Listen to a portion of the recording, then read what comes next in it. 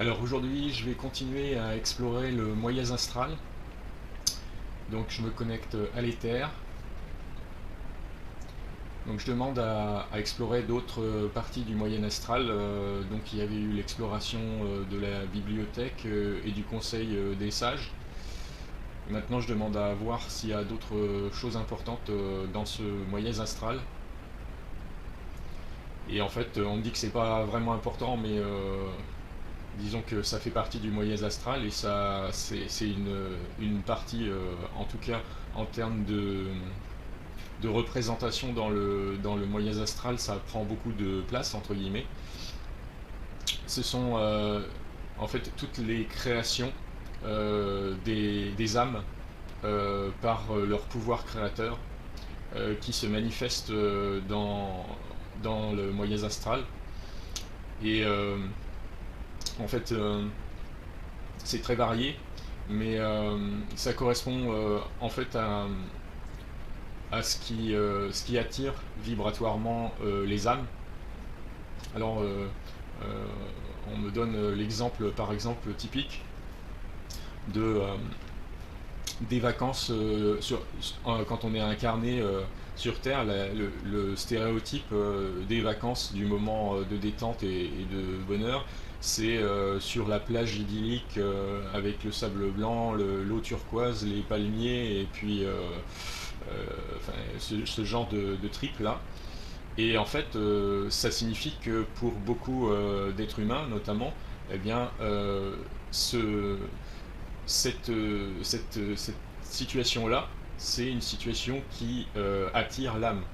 Donc, cette attraction, ce désir-là, en fait, il va se manifester dans le moyen astral une fois que l'âme y arrive, parce que son pouvoir créateur et de manifestation, par son intention, est beaucoup plus efficace dans l'astral que dans le plan physique, parce que le niveau vibratoire a augmenté, et du coup, les lois de manifestation euh, par loi d'attraction eh bien, sont plus efficaces. Alors du coup, eh bien, en fait, dans le moyen astral, par exemple, on peut trouver ce genre d'endroits, ces espèces d'îles magnifiques avec des plages idylliques, euh, qui sont des purs produits de la création de l'esprit de plusieurs âmes. En général, c'est quand on dit que quand ces manifestations sont, elles peuvent être soit temporaires, soit plus permanentes dans l'astral. Et ce qui va faire que ces manifestations durent plus longtemps, entre guillemets, parce que la notion de temps est très discutable dans ce plan-là, c'est la force de l'intention de l'âme ou de plusieurs âmes qui va vers la direction de manifester telle ou telle création dans ce plan. Et plus en fait il y a d'âmes qui ont un désir, une intention qui est similaire, et plus ce qui va en être créé va avoir de permanence et de, entre guillemets, de solidité dans cet astral. Et c'est pour ça que euh, tout ce qui est égrégore, là on va parler d'égrégore positif, hein, puisque c'est plutôt des choses qui sont source de joie, de détente et de bien-être. Euh, Tous ces égrégores, quand ils sont partagés par beaucoup d'âmes pendant leur incarnation, en fait, elles sont toujours partagées par beaucoup d'âmes une fois qu'ils sont arrivés dans l'astral. Et là, en fait, ça va entretenir des créations qui sont déjà présentes en rapport avec l'objet du désir dans l'astral, ou alors ça va les créer de toutes pièces. Et bien souvent aussi, ce qui se passe, c'est qu'il y a déjà, donc ces environnements-là sont déjà présents parce qu'ils ont été créés par d'autres âmes avant. Et les nouvelles âmes qui arrivent dans le moyen astral et qui ont ce même intérêt, ce même désir, bah, par loi d'attraction, ils vont arriver dans ces endroits qui sont déjà existants. qui ressemblent beaucoup, qui matchent bien avec leur désir, leur intention. Et en général, ce qui va se passer, c'est qu'ils vont pas recréer de toutes pièces un environnement similaire. Ils vont en fait être plutôt attirés par un environnement déjà existant. Et des fois, ils vont juste l'améliorer à leur sauce, en y ajoutant quelques petits détails qui leur plaît plus. Par exemple, au lieu de recréer une île magnifique, paradisiaque, ils vont arriver à un endroit où il y en a déjà une, et puis, par exemple, ils vont rajouter un palmier à tel endroit sur le bord de la plage, ou un beau rocher qui leur plaît pour que ça soit encore plus joli ou plus agréable pour eux. Et ce détail-là, il va être en fait comme euh, customisation, je ne sais pas comment le dire, c'est comme comme si il prenait quelque chose de préexistant et puis qui le personnalisait en fait. Et, euh, et en fait, cette personnalisation, comme elle correspond en général à juste une ou très peu d'âmes, des fois plusieurs âmes, mais en général c'est plus euh, individualisé, ça peut avoir moins de permanence dans ce plan, c'est-à-dire que ça va rester en gros le temps que l'âme a envie d'en profiter, et puis après ça va disparaître, et puis la partie qui est plus permanente, qui a été créée par en général plusieurs âmes, elle va rester. Et puis voilà, donc il y a tous tous les désirs typiques par exemple, de l'humanité euh, sur qui sont classiques, par exemple cette histoire d'île paradisiaque. Bon, on va les retrouver dans le moyen astral parce qu'elles ont été créées par loi d'attraction, par des âmes qui sont passées par là. Et donc je vais donner quelques exemples parce qu'on va me montrer en fait différents endroits comme ça qui ont été créés souvent par un groupe d'âmes, et on va dire que ça correspond à l'exposition permanente, et puis que les détails, les petits détails qui peuvent être ajoutés ou modifiés, eh bien ça correspond plus à une exposition temporaire. Euh, c'est l'analogie, parce que ça ressemble, c'est un peu comme un musée en fait, hein, c'est un peu comme un musée où tout un environnement qui est créé de façon artificielle, mais qui est en rapport avec les désirs et les attentes, les intentions des âmes, qu'elles en soient conscientes ou pas d'ailleurs, hein, parce que en fait c'est vraiment un processus presque automatique de création, de manifestation de la conscience en fait. Donc c'est pas répressif, c'est pas répressible, c'est pas, on peut pas, l'âme ne peut pas dire, bah non, je veux pas créer quelque chose que je désire. En fait, je le désire, donc ça se crée forcément. C'est un peu comme, oui, c'est une loi automatique. Donc là, on est dans le moyen astral, donc ça correspond à certaines vibrations. Donc ça correspond en général à des attentes et des attractions qui sont plutôt agréables, hein. Donc on se retrouve pour l'essentiel dans des endroits qui sont très chouettes à vivre, hein.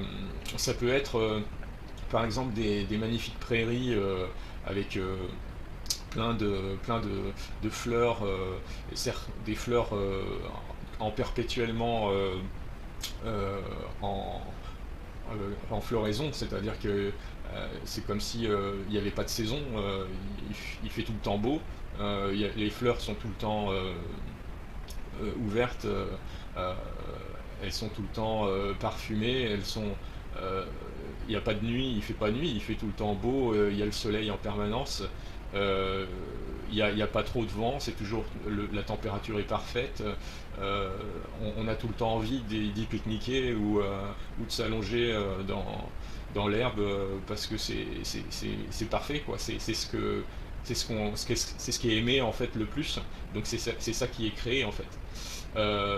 Il y a des magnifiques petites rivières avec des sons de rivière parfaits, ceux qui sont les plus agréables à entendre pour les personnes qui se promènent dans la prairie, il y a d'autres endroits qui sont magnifiques, qui sont encore des zones qui correspondent à des endroits de la nature sur Terre pour des terriens, pour des humains de la Terre, qui correspondent à des endroits qui leur plaisent particulièrement, donc ou qui leur rappellent des endroits qu'ils ont beaucoup aimés.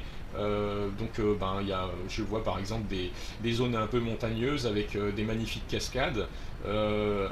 Par exemple, c'est tout le temps, il y a des endroits où c'est tout le temps l'été et on peut tout le temps, il y a jamais de gros orages ou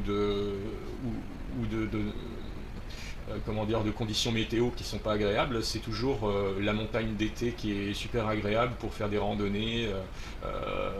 Et puis il y a des espèces oui, c'est des guides hein, qui se manifestent là, qui prennent des rôles de guides de montagne pour accompagner les gens, par exemple, sur des glaciers, faire tout ce que en fait les gens aiment faire, quoi. Et il y a beaucoup de gens qui adorent faire ce genre de randonnée, et ben ça se manifeste dans le moyen astral, et, euh, et donc, c'est que des randos sympas avec le grand soleil, vraiment les conditions idéales. Toute la nature est magnifique. Il y a plein de petits animaux, des marmottes, etc., des chamois, enfin tout ce qu'on peut trouver dans les montagnes, comme faune et comme flore. Euh, et, euh, et puis, bon, bah, ça c'est pour plus le plan montagne, on va dire, les vacances montagne. Après, il y a aussi, je le vois aussi, hein, c'est le plan vacances d'hiver. Donc, il y a des endroits où c'est tout le temps l'hiver, en fait, il y a tout le temps de la neige. Et puis, il y a plein de neige, et puis elle est jamais trop dure ou trop molle. Et puis, le temps, il fait toujours beau. Il fait beau, alors qu'il y a de la neige partout, mais il fait tout le temps grand soleil. On peut faire du ski en permanence. C'est exactement ce que certaines personnes veulent quand ils veulent partir en vacances d'hiver, c'est qu'il y ait plein de neige, qu'elle soit agréable et puis qu'il fasse beau. Et c'est exactement ce qu'on y voit. Ça a été créé de toutes pièces par beaucoup de gens qui aiment les vacances, ce genre de plan en termes de vacances. Après, il y a donc ça, c'est tout ce qui concerne, on va dire, les créations qui sont liées en fait au plan genre vacances, quoi.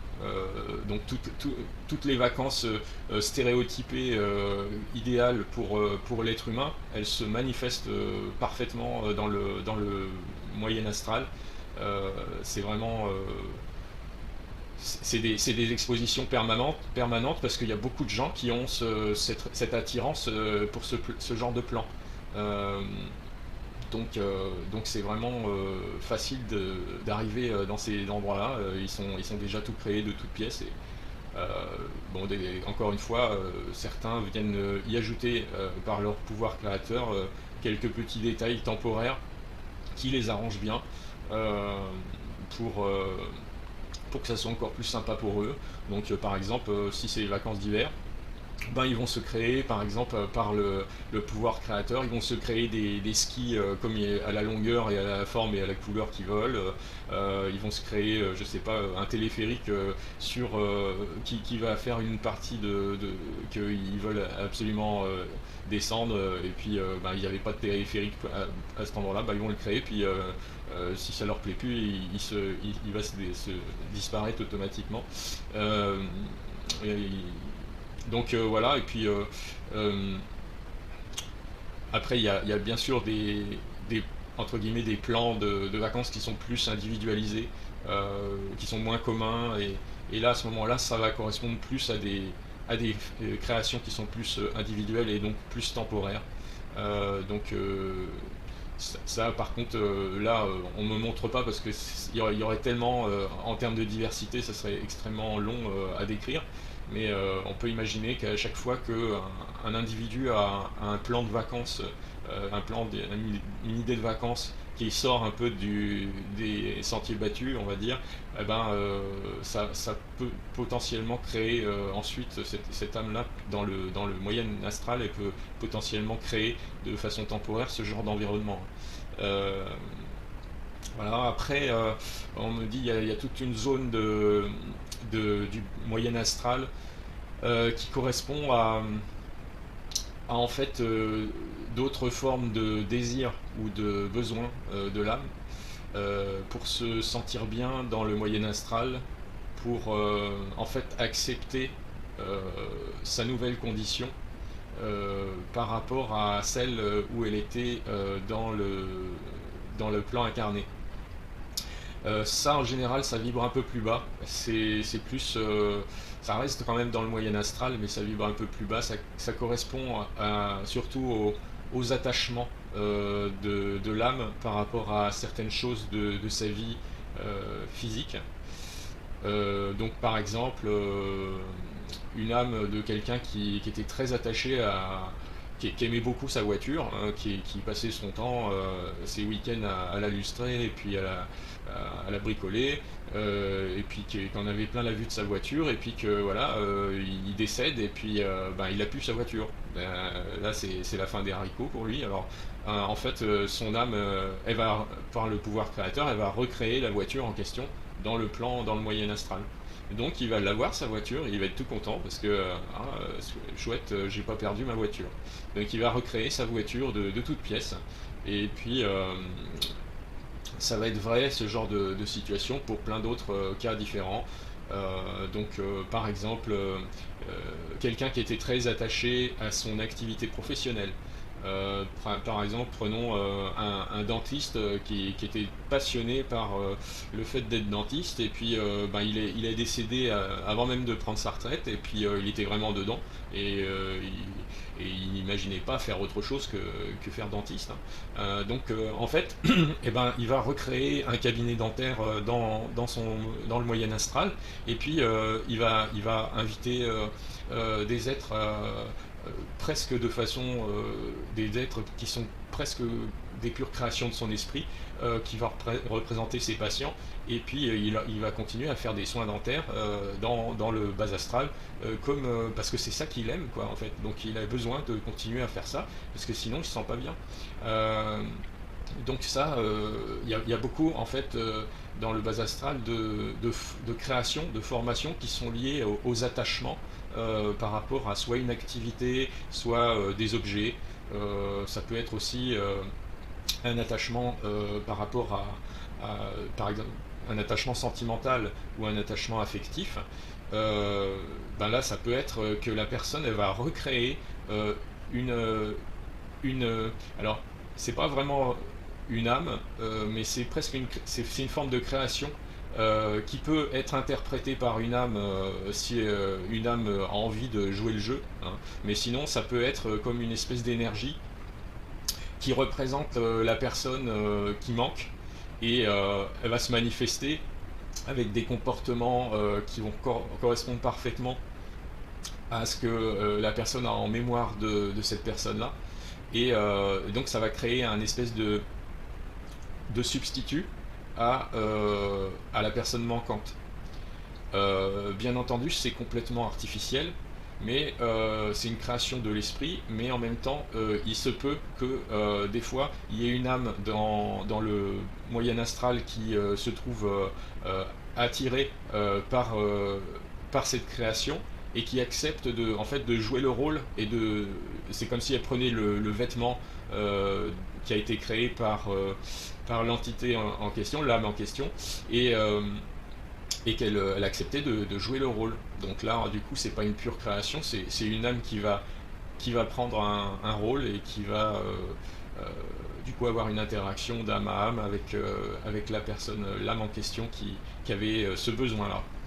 Euh, c'est un peu, voilà, c'est un peu du jeu de rôle dans ces cas-là. Euh, mais il y a des âmes dans le moyen astral à qui s'appelait en fait ce genre de jouer le rôle de telle ou telle personne. Ils arrivent en fait, ils arrivent même c'est comme s'ils téléchargeaient en fait euh, ce qui a été créé par l'âme, par son pouvoir créateur, cette espèce de personnage fictif. euh, il est créé, mais il n'y a pas que l'apparence qui est créée et son comportement, il y a toute l'information qui est en rapport avec la mémoire du comportement, des habitudes, des envies, de la personnalité en fait de cette personne qui est créée de toutes pièces.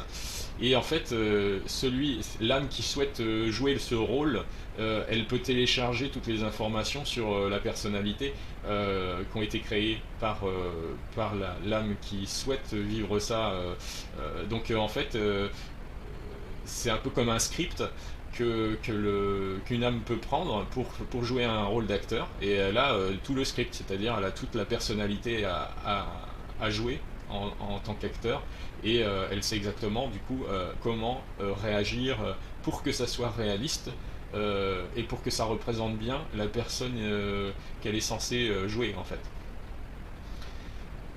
Donc dans le moyen astral, il y a aussi pas mal ce genre de jeu de rôle, puisque c'est très fréquent que en fait il y ait des âmes qui arrivent dans le moyen astral et puis qui aient quitté en fait un être cher dans le physique, dans le monde physique, et pour qui c'est très difficile de vivre sans cet être-là. Et du coup, il y a cet attachement qui est très fort, qui fait que en fait, il se recrée artificiellement de cette façon-là euh, une, une personne qui représente la personne manquante. En général, c'est tous ces comportements de substitution temporaire qui sont liés à des attachements. On me dit que c'est surtout, ouais, c'est justement très temporaire, c'est-à-dire que ça permet de faire la transition pas trop violente sur le plan affectif entre le plan physique et l'astral. Donc les âmes en fait vont en général au bout d'un moment elles vont finir par se détacher de ces attachements-là et elles vont passer à autre chose. Mais pour certains ça peut durer assez longtemps. Euh, donc ça c'est très variable d'une âme à une autre et selon le type d'attachement et la force de l'attachement. Mais au bout d'un moment elles vont quand même passer à autre chose. Donc voilà, donc il y a toutes ces créations dans le moyen astral qui sont liées à des désirs, des désirs de l'âme en fait, qui se concrétisent, qui se manifestent par leur pouvoir de création.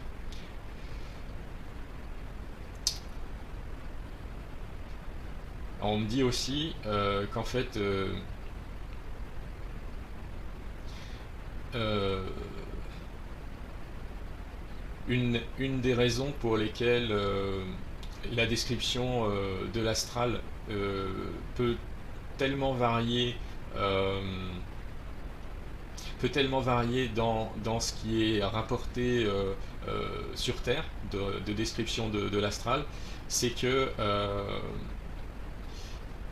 il y a, il y a un filtrage qui est lié à la conscience individuelle qui va percevoir cet environnement, euh, qui, qui est lié aussi à ses attentes et donc son pouvoir créateur, et que du coup ça crée un filtre en fait et qui donne une vision plus individualisée de l'astral qui correspond à la conscience en question. C'est pour ça qu'il n'y a pas forcément un accord parfait de description de l'astral entre différentes consciences, puisque ce filtre individuel va avoir un effet créateur aussi sur les perceptions qu'on va avoir de l'astral. Donc en fait l'astral est tellement plus grand en fait qu'on me dit, est tellement plus grand que le monde physique, parce que euh, c'est un peu comme déjà on me dit il y a beaucoup de plans parallèles dans le plan physique, c'est-à-dire que des univers parallèles qui se ressemblent et pour certains beaucoup entre eux. Eh bien, dans le plan astral, c'est encore plus développé, parce que le pouvoir créateur notamment de l'être humain euh, se manifeste encore plus fortement, et du coup ça peut dupliquer des mondes, ça peut créer des univers astrales parallèles euh, encore plus facilement. Et c'est pour ça que c'est immense en fait. Et on me dit, c'est un peu. On me donne l'image du bourgeon et de la fleur. Le bourgeon, c'est le plan physique. Et puis la fleur, hein, quand ça s'ouvre et que ça éclate en mille pétales, c'est l'astral, quoi. C'est-à-dire que la quantité et la variabilité de plans parallèles dans l'astral est extraordinaire par rapport au plan physique, hein. Et plus ça monte vibratoirement, et plus cette richesse de diversité augmente, hein. Euh, donc ça c'est... Je me demande s'il y a autre chose dans les créations de l'esprit, de l'âme, euh, qui est assez important dans l'astral à décrire, dans le moyen astral.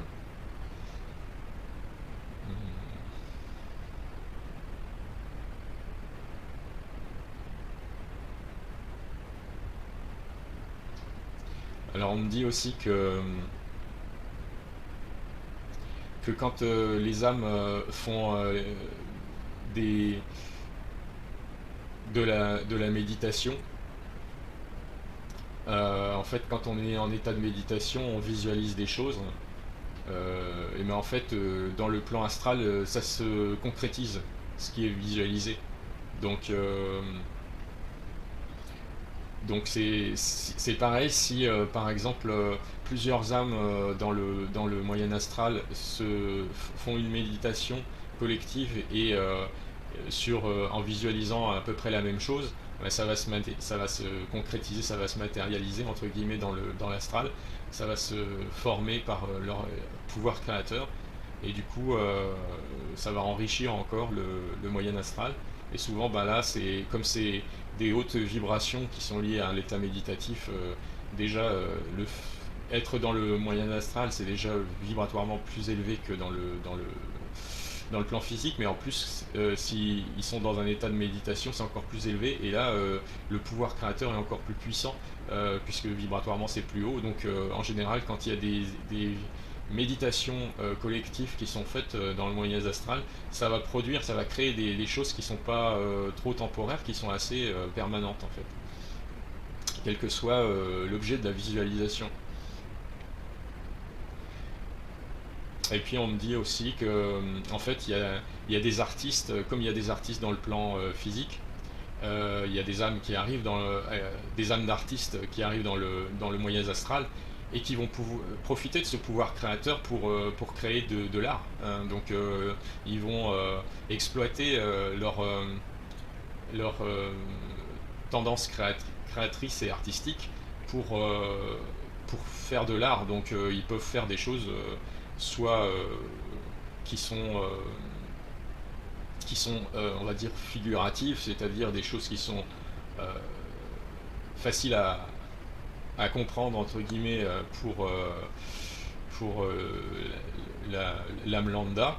Et puis ça peut être aussi des choses plus abstraites euh, qui peuvent créer dans des environnements en général qui se choisissent très spécifiques pour eux. On pourrait dire que c'est comme des ateliers d'artistes ou des salles d'exposition d'art contemporain. C'est des zones entières qui sont où beaucoup d'artistes se retrouvent, ils échangent et puis ils font de la création. Souvent, ils s'y mettent à plusieurs et ils se retrouvent par affinité, par loi d'attraction, par tendance vibratoire. Et puis ben là, ça part dans tous les sens entre guillemets. Au niveau création, il n'y a pas de limite, hein. Ils ont pas la limite des dimensions, ils n'ont pas de limite. Ils peuvent vraiment créer tout ce qui leur passe par la tête entre guillemets, hein, le manifester.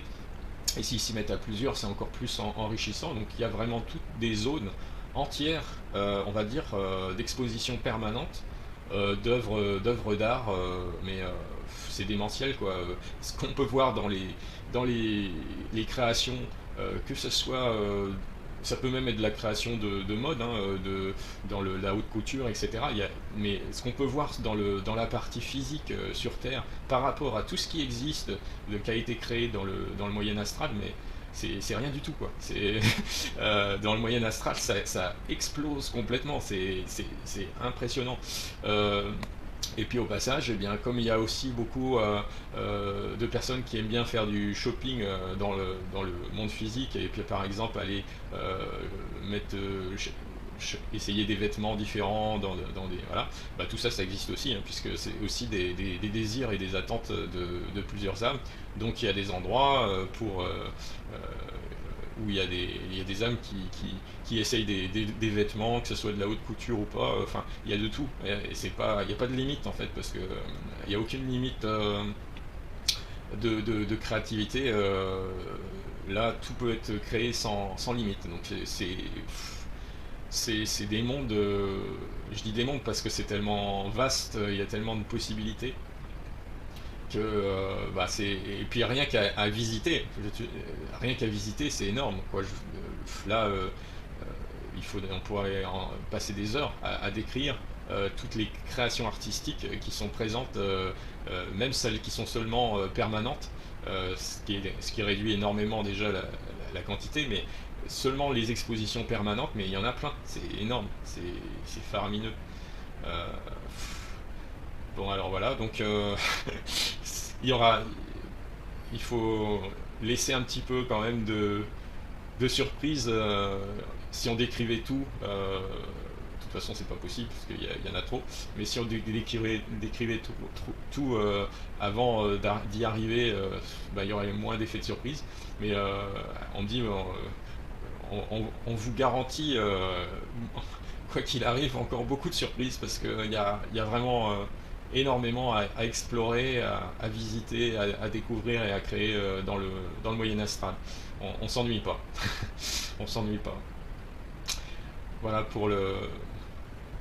Là, je pense qu'on me dit, oui, c'est pour le Moyen Astral, on a fait l'exploration principale.